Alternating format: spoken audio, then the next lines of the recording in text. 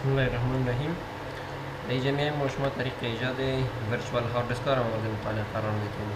خب وقتی که ما شما یک ورچوال ماشین یا یک وی ام را جدیداً در داخل هایپر-وی اینستال میکنیم، در هنگام اینستالیشن هم از ما شما درخواست میکنه که ما به او یک ورچوال هارد دیسک معرفی بکنیم یا جدیداً ایجاد بکنیم. مثلا اگر ما شما در قسمت نیو ورچوال ماشین میایم،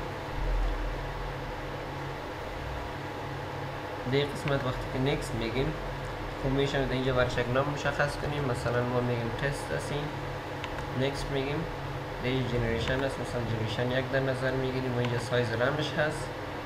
در قسمت که میرسیم ما شما در همین از ما شما میخواهی که ما برازی یک ورچوال هارد دیسک جدید ایجاد بکنیم، یا اگر از قبل کدام ورچوال هارد دیسک داریم میتونیم او رو برش معرفی کنیم، یا میتونیم بعدا ما شما ورچوال هارد دیسک که ساختیم یه چیزی که استارت بکنیم برای یک ورچوال هارد دیسک ما شما معرفی بکنیم.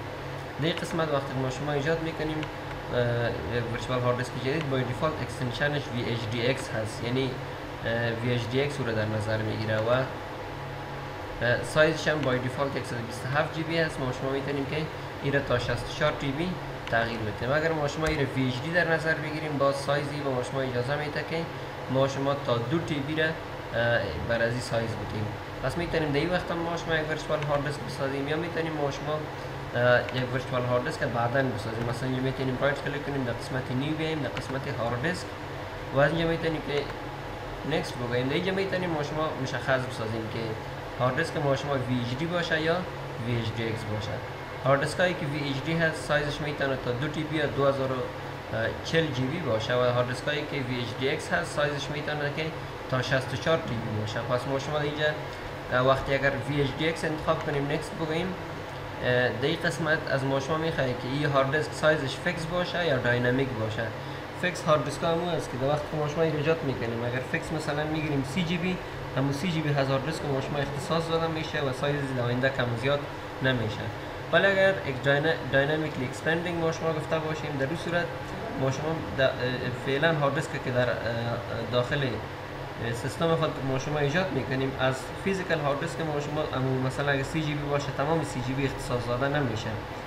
اما فایل ایجاد میشه هر قدر که خود فایل VHDX ایجاد میشه، هر قدر روز به روز دیتا ما شما رو علاوه بکنیم تا هم سایز 30 GB رو میرسه و ممکن اگر 30 GB بیشتر نیاز داشته باشه باز همچنان این کار انجام میشه و بر از اون بالاتر از 30 GB هم اختصاص داده میشه. پس وقتی ما شما اگر VHDX انتخاب کنیم نیکست بگوییم سایزش داینامیک در نظر میگیره. اگر VHD انتخاب بکنیم نیکست بگوییم در اون صورت سایزش فیکس سایز در نظر میگیره. ما شما میتونیم هر دویش داینامیک داشته باشیم. پس ما شما VHDX ایجاد میکنیم نیکست میگیم، در این قسمت سایزش هم داینامیکلی اسپاندینگ در نظر میگیریم و در یک نام برش میدیم. برای این مثلا نام میتیم ما شما که دیتا هارد دیسک است. میتونیم که هارد دیسک ما شما دیفالت لوکیشن رو که برش معرفی کردیم در هنگام اینستالیشن هایپر-وی در اونجا ذخیره میشه. مثلا زیادتر از هارد دیسک هایی که هست من این کاپی میگیرم، اگر ما شما در اکسپلورر بریم و در این قسمتی رو پیست بکنیم،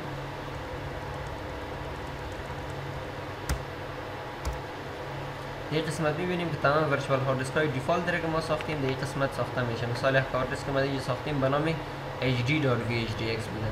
ما شما میتونیم در هنگامی که ورچوال هارد دیسک ایجاد میکنیم یک مسیر دیگه رو برش معرفی کنیم. براوز میکنیم، مثلا در قسمت VMs میایم و مثلا میخوایم که در اینجا این را ذخیره بکنیم ورچوال هارد دیسک رو ایجاد میکنیم، نامش به نام دیتا باشه. نیکست میگیم، دیگه ما شما سایزش مشخص میکنیم. با دیفالت 127 GB رو در نظر میگیره.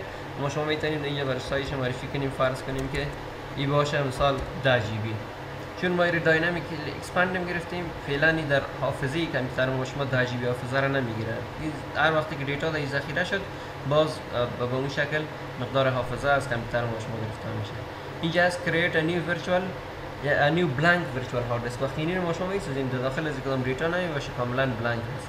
ما میتونیم که اگر کدام فیزیکال درایو در سیستم ما شما هست، مثلا دو درایو که در سیستم هست فعلا، میتونیم فایل ها را از اونا کاپی بگیریم دمی کدام هارد دیسک ورچوال که فعلا ایجاد میشه در اونا ذخیره شود. این کار انجام داده میتونیم. همچنان میتونیم که اگر کدام ورچوال هارد دیسک داشته باشیم محتویات از اون را کاپی بگیریم در داخل این هارد دیسک جدید ایجاد میشه. پس ما شما نیکست میگیم و بعد از اون فینیش. پس این ورچوال هارد دیسک در سیستم ما شما ایجاد میکنه. ما شما اول در درایو بریم در درایو VMs، اینجا میبینیم که همی data.vhdx ایجاد شده و اگر سایز زیر ما شما چک بکنیم این قسمت میبینیم که فعلا سایز از این 4 MB هست، یعنی در سیستم ما شما 4 MB جای گرفته، ولی هر قدر دیتا در ذخیره شده بره باز به اون اندازه از سیستم ما شما حافظه گرفته میشه و به این ورچوال هارد دیسک داده میشه. پس میبینیم اکستنشنی VHDX هست. حالا میتونیم ما شما مثلا این همراه یک سیستم هم کانکت بسازیم. خب مثلا میخوایم که همراه ویندوز سرور 2012 کانکت بسازیم. پس این قسمت رایت کلیک میکنیم، در قسمت سیتینگز میریم، اینجا اسکیزی کنترلر هست. ما شما میتونیم که این ورچوال هارد دیسک را ساختیم توسط یک اسکیزی کنترلر او را به این سیستم کانکت بسازیم، یا میتونیم که توسط ID کنترلر. خب این جنریشن 2 هست، اینجا فقط ما شما میتونیم که اسکیزی کنترلر ها را اد بکنیم، در حالی که اگر در ورچوال ماشین بریم که جنریشن 1 باشه، مثلا در این قسمت اگر در قسمت سیتینگز ما شما بریم باز میتونیم توسط ID کنترلر این را به سیستم اد بکنیم. یکی از فرق اسکیزی کنترلر امرای ID هست که در ID ما شما میتونیم که به تعداد 2 وسیله را با استفاده از یک ID کنترلر امرای سیستم خود کانکت بسازیم. مثلا در قسمت اگر ما بیایم 0 و 1 هست، این به این معنی که ما 2 وسیله را میتونیم اینجا کانکت بسازیم. اما اگر ما شما اسکیزی کنترلر داشته باشیم، باز اسکیزی کنترلر ما شما میتونیم که تا 64 وسیله را یا تا 64 استوریج دیوایس یا DVD باشه یا هارد دیسک میتونیم که ما شما در قسمت توسط امی ورچوال ماشین کانکت بسازیم. مثلا در این قسمت اگر ما شما بیایم اندکس از 0 شروع میشه تا 63 که مجموع 64 وسیله را ما شما کانکت کردن میکنیم. پس ما شما امروز از امی سرور که ویندوز سرور 2012 دسکتاپ اکسپریانس است، ام ورچوال هارد دیسک خود کانکت میکنیم، میگیم هارد درایو است، اد میکنیم. در این قسمت ما شما میتونیم که جدیدن ایجاد بکنیم. اگر ما شما نیو بگوییم باز همون پروسیجری است که بیشتر قبلا کار کردیم. خب اگر ما شما نیو نگوییم، حالا ما شما چند دفعه نکس گفتیم، کنترل سی یا کنترل اکس اگر بگوییم بریم این مسیری هارد دیسک پس دوباره ما دیلیت بکنم، چون این هارد دیسک دیگه ایجاد شد.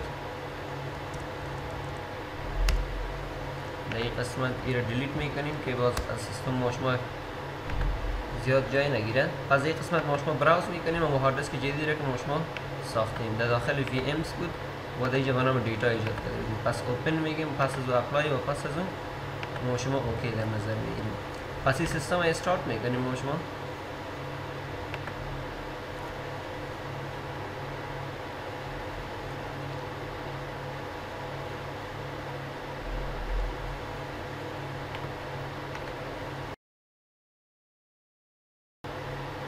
خب اگر ما شما در دیسک منیجمنت بریم، نوشته میکنیم که disk mg-empty.msc تا دیسک منیجر باز شود.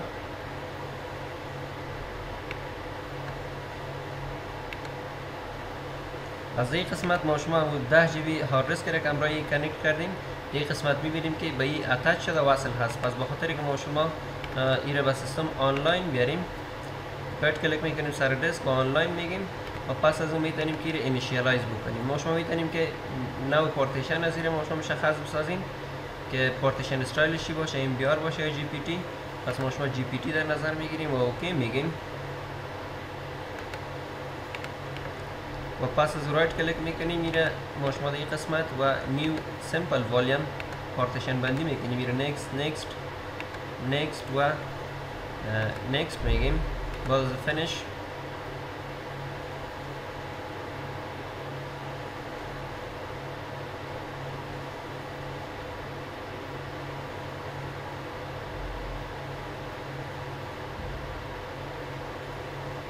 خب قسمی که میبینیم ما شما اینجا یک پارتیشن بندی شد. از این قسمت اگه ما شما بیاییم امو هارد دیسک ما شما که 10 GB حافظه داشت این قسمت هست. حالا میتونید چیزی استفاده شده، مثلا میتونیم که روی رایت کلیک بکنیم این رو اوپن بگیم، این فایل ها را کپی بگیریم مثلا ما شما و در این قسمت او را سیو میکنیم.